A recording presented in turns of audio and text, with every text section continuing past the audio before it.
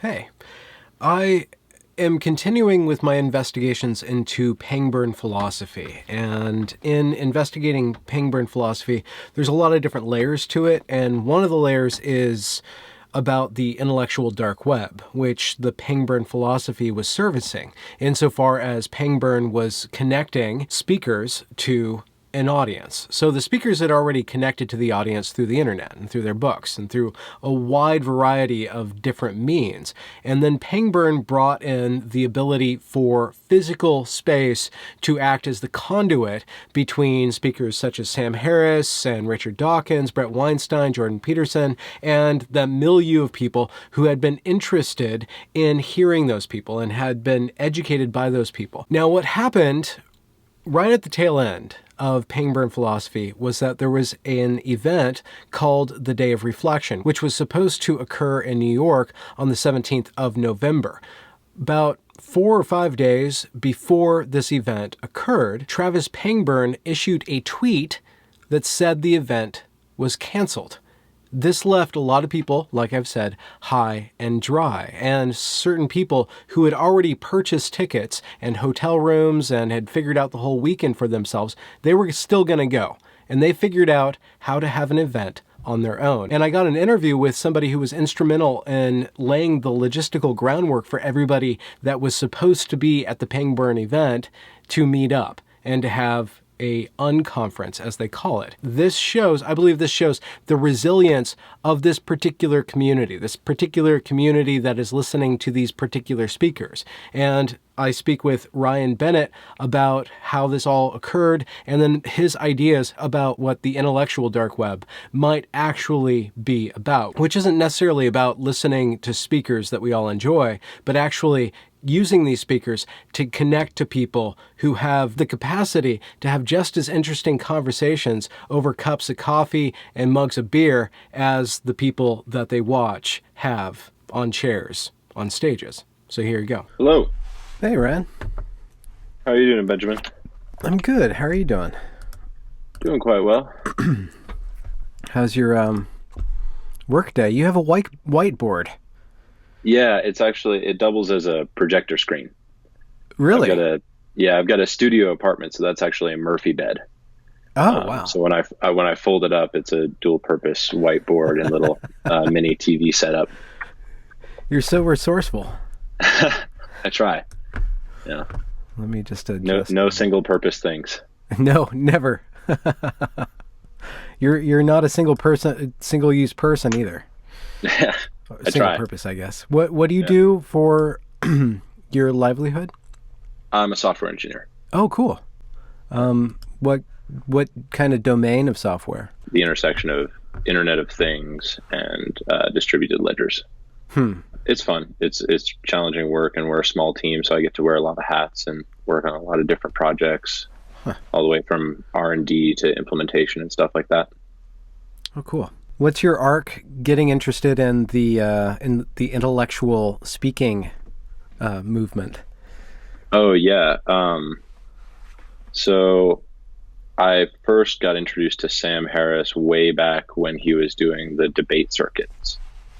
So Four Horsemen era. My dad was a big fan of those, and we would listen to all of them on YouTube while he was in the shop working. And just sort of over the years, kept my ear to the ground. And then when Sam started waking up, I started listening to that, and that sort of branched out into everything else. I think of it a lot of times like the Waking Up podcast, and Joe Rogan and Ruben are sort of like they're like that tavern at the beginning of an adventure game. And each episode is another, side quest plot that you could follow if you were so inclined. Good day to you. Well met. Can I help you? For the Alliance. The Tuesday before the 17th, which was a Saturday, everybody got an email. I don't even know if everybody got an email, but Travis Pangburn, who was putting on the Day of Reflection, he canceled it. Yeah. So it was actually a tweet. Oh. Yeah. I could be wrong on this. I think some people got emails contemporaneously with the tweet. I received an email 2 days prior to the event.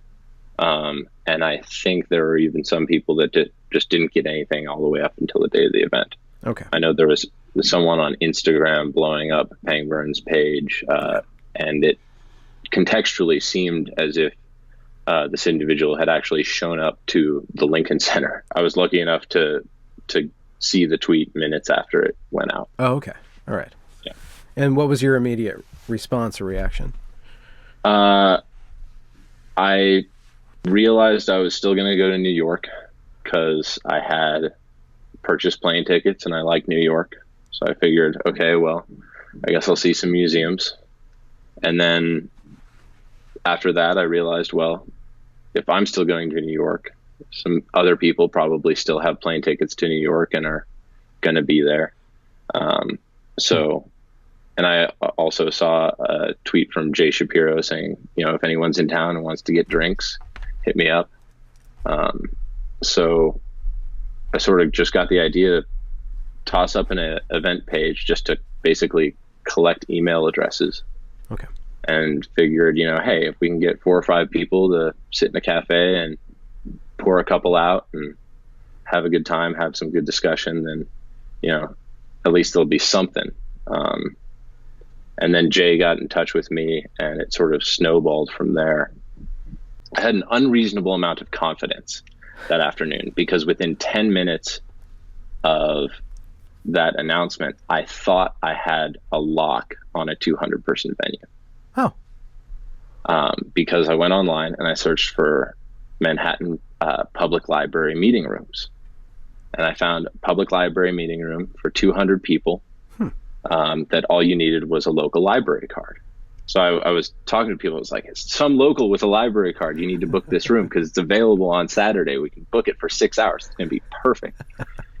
And it was at the Manhattan Public Library. And I got off work and I realized, wait a minute, this is too good to be true. I got to take another look at this because I'm doing this on my lunch break,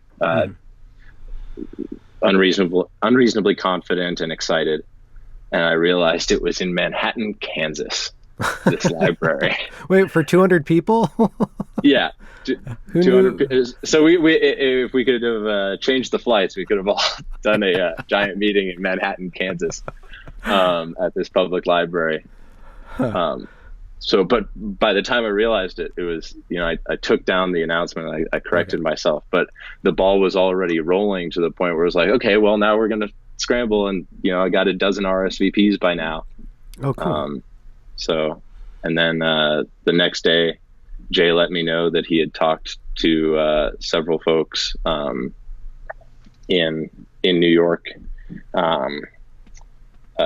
Deb and Coleman Hughes and Melissa Chen and that whole crew, Lenore Skenazy. And so I knew the following day that they were working an angle to find an evening venue. I got in touch with Deb.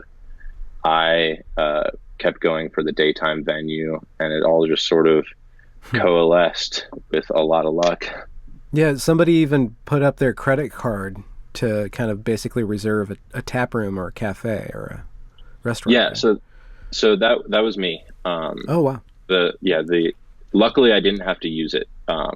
The staff there were incredibly helpful, and they were accommodating enough to keep everyone's individual check on their own tab. So I didn't have to do that. They just wanted the assurance that basically if it got too crazy, there was one point of contact that would cover the room. But it wound up being, I think, probably 25 to 30 people. I'm really bad at estimating room sizes, so that could be off by 5 or 10 in either direction. Definitely more than 20. But it was mellow enough that after the scheduled lunchtime, I talked to the general manager and said, hey, if these folks keep, drinking beer and hanging out, is it all right if we just stay at these tables? And she was like, yeah, that's fine. It's fine. So we wound up hanging out there until 5:30, 6 o'clock. Everyone broke for dinner in smaller groups and reconvened at the museum later that night. Oh, which museum? The Museum of Sex in New York City. Crazy venue. I had no idea what was going on. Did it open your eyes? Oh, yeah, for sure. Oh, the best part was, so I walk in and like the bar room, the cash bar was in the sort of the far corner down a hallway, but I didn't see it because there's you walk in and there's like the gift shop area. So I walk in and don't see the hallway to the back room. So there's only this stairwell with someone checking tickets to get into the museum. Mm-hmm. I have no idea what the layout of this building is. So I wind up going through the entire labyrinth of the Museum of Sex, and it dumps me out at the bottom, which is where the bar is. So you're primed and ready to go by the time you met up with everybody else. Oh, man. I mean, I was on adrenaline that entire day. Wow. I think I ate a quick breakfast after I got off the plane at 6:30 in the morning, and I didn't eat until the next day at all. It was just so much adrenaline. Oh wow! And did you stay there all day Sunday? Yeah, I flew out Sunday evening. Oh, okay. Wow. Okay. I had originally booked my flight such that I wouldn't have to take time off work. So it was sort of a go there on a red eye Friday night and then come back Sunday. Do you do any philosophical work on your own, or do you run a blog or anything like that? Not as of yet. I've got a couple ideas rattling around, working on a draft right now for trying to formalize this idea of the IDW protocol, like a discussion protocol, the same way that you would define a network protocol for computers to talk to each other. What would happen if you were able to think of the IDW, like sort of push the metaphor to the extreme and start thinking about, instead of, what is the content of the hard drive or the political arguments that people are making, or what is the set of machines or the set of people, actually analyze it on the level of how they're talking to each other. Because there's a lot of patterns that seem to crop up over and over, like the steel man and defining and distinguishing terms. And there's also, I think, something there in terms of threat mitigation, right? What do you mean by that? Well, if you're building a distributed system, there are standard types of attacks to that system. So, for example, in a big distributed reputation system, there's something called a Sybil attack, where someone creates a bunch of bot accounts, and if those bot accounts can get over a certain threshold of nodes in the network, they can effectively steer how the network goes. So there's I think there's a lot of standard threat modeling and security analysis that could sort of port its way over from the network engineering world to a discursive protocol, and sort of mitigate that thing. And I think I was actually in the middle of drafting this article and going over the threat modeling section when this whole Pangburn implosion happened. Yeah. So it's almost like a case in point of like, how did if not a malicious actor, then a faulty node in the network cause this much damage to the system as a whole?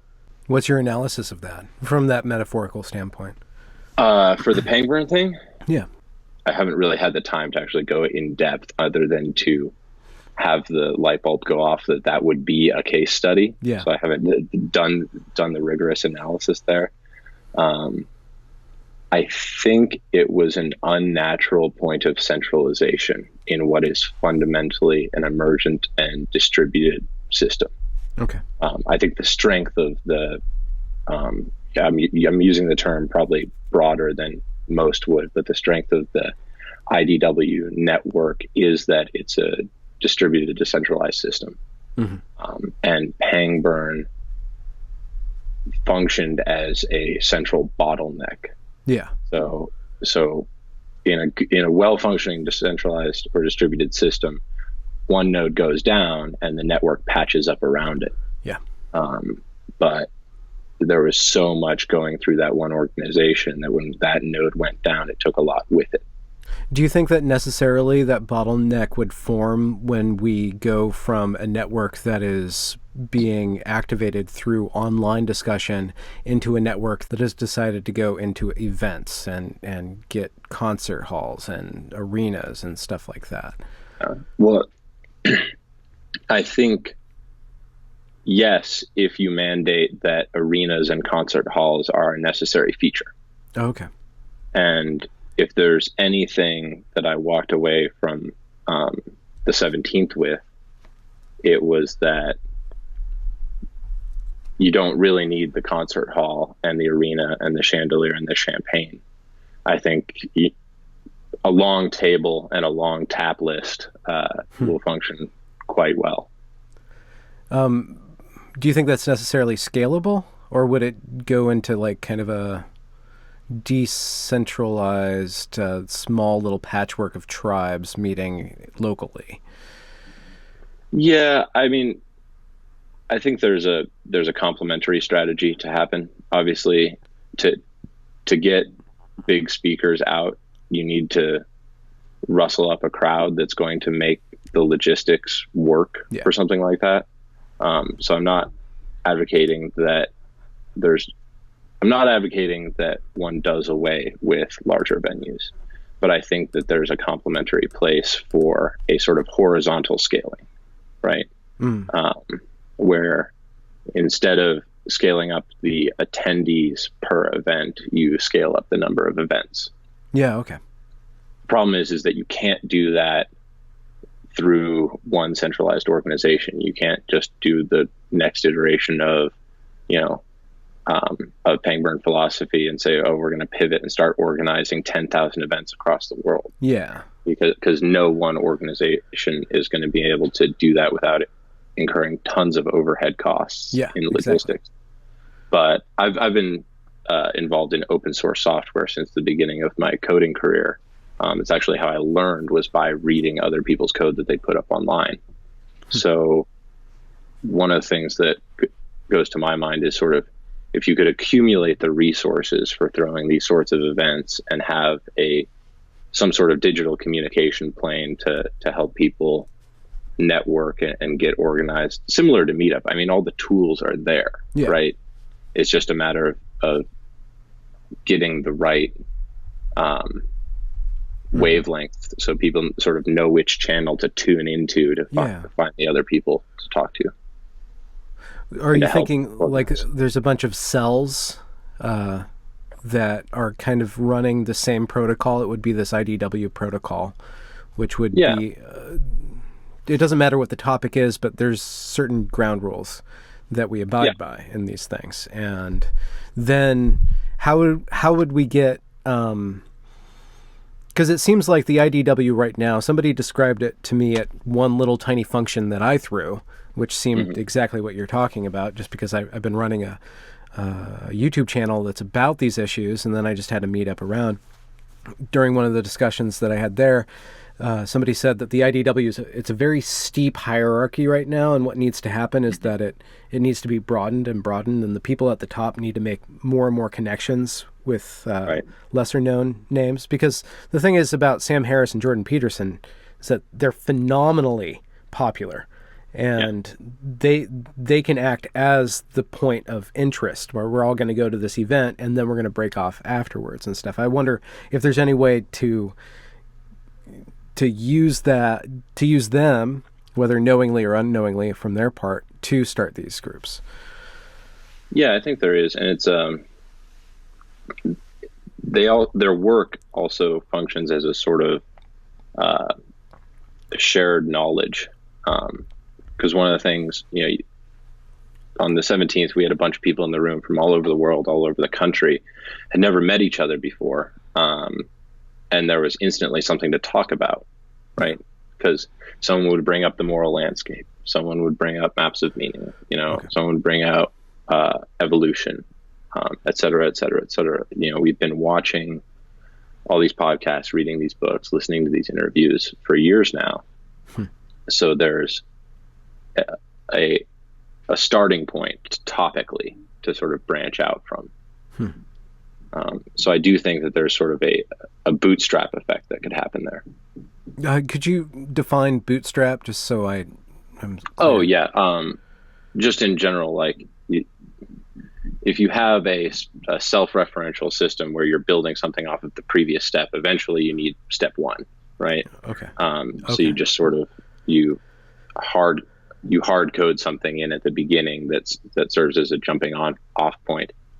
Okay. So it's so the subject matter of the greater IDW conversation sort of can act as that starting point, but 3 weeks later you might be having a conversation with someone about something that you two just brought up. Yeah. Okay. Yeah.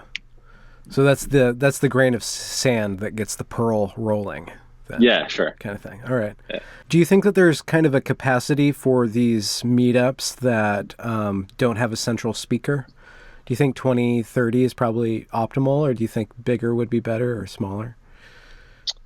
I think there's probably some experimentation. I wouldn't want to declare at the outset that there's a ideal number. I do know that 2030 was great on Saturday. Mm-hmm. It really was.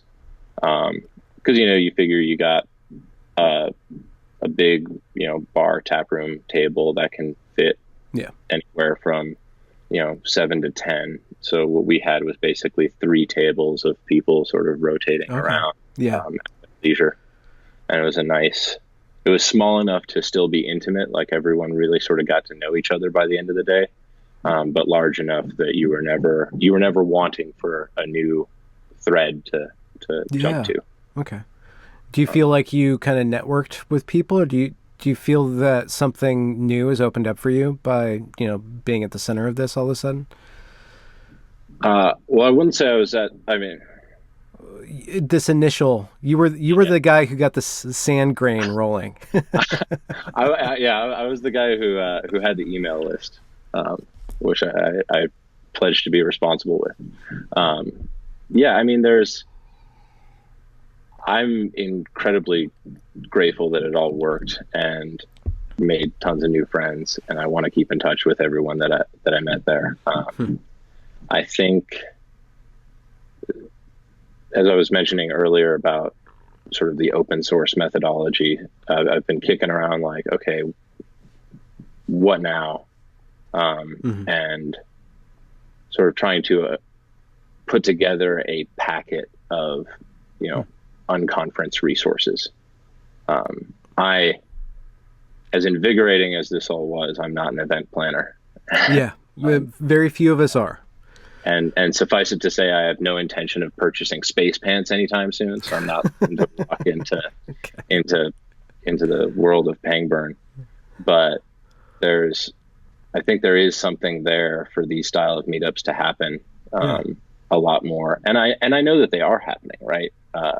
I've got a friend who I forget which state he's in, but he's starting up an IDW meetup in his town. Oh, cool. I actually met someone on Saturday who does discussion dinners here in Colorado. He lives in Littleton, so we've kept in touch, and I'm gonna go over to his house in a couple of weeks here. So I know it's happening, and it's been happening, but I think there's definitely an opportunity here to unify the conversation a little bit. Yeah, and not around point of view, but more like points of contact. Right. It's the points of contact, and also the practice of having a good conversation. I think a lot in terms of signal to noise ratio. Yeah. I think a lot of what draws people to these conversations and the more famous speakers in general is that it's a desperate search for people that are transmitting signal, real good signal intellectually in a media landscape that is almost all noise. Yeah. You've got clickbait headlines. You've got 6 minutes of punditry here and there. Yeah. You've got shock jocks everywhere. So it's rare and invigorating to find the signal. So that's why you go to the big stadium shows with your favorite speakers. But in so doing, you're also very, very close to all the other people that are desperately searching for Signal. And I think going from pure receiver to receiver and transmitter, I hope I'm not overusing the tech metaphors. It's just sort of the way I kind of enjoy them. It makes me feel like I'm in a Neil Stevenson novel. So, oh yeah. Well, I'd like to bring you back on when you have your paper ready, or at least a more fleshed out version of this protocol, this discussion, high signal discussion protocol, or whatever it's going to be called. Absolutely. I've got a draft ready that's got what I'm calling the IDW handshake. Oh, okay. Which is the sort of a play on the secret club handshake, but it's also used in network discussions to talk about how you initiate communication between two nodes. Are we supposed to all screech like modems when we first enter a room? Oh man, I hope not. Right. Yeah. The kids won't get that, but anyways. Yeah. Well, I got a rotary phone on my desk too. So. Oh wow. Yeah. I have an anachronism desk. That's cool. Remington Rand typewriter and a old rotary landline phone. Huh. Well, cool, Ryan. Thanks a lot for doing this. I think what you really showed, and not just you, but everybody involved, that really showed that the resilience of the community, that the centralized point, the network will recover. And now there's a lot of people out of money. There's a lot of damage, financial damage, and possible some reputation damage with this sort of these sorts of shows. But I think what you guys did as a community was show that the community is much stronger than any one node in the network. I agree. I agree completely.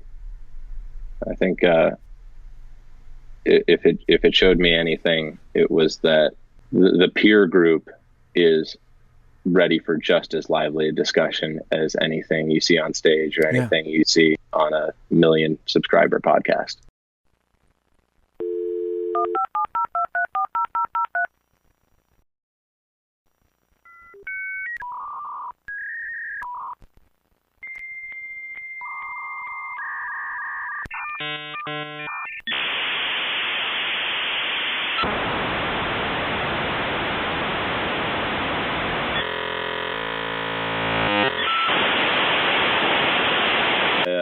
It's actually kind of funny.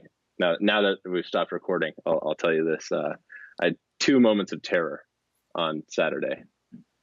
One was when people started showing up to lunch, and I'd been doing this all digitally, and I realized, oh crap, I have social anxiety. What the hell have I done to myself?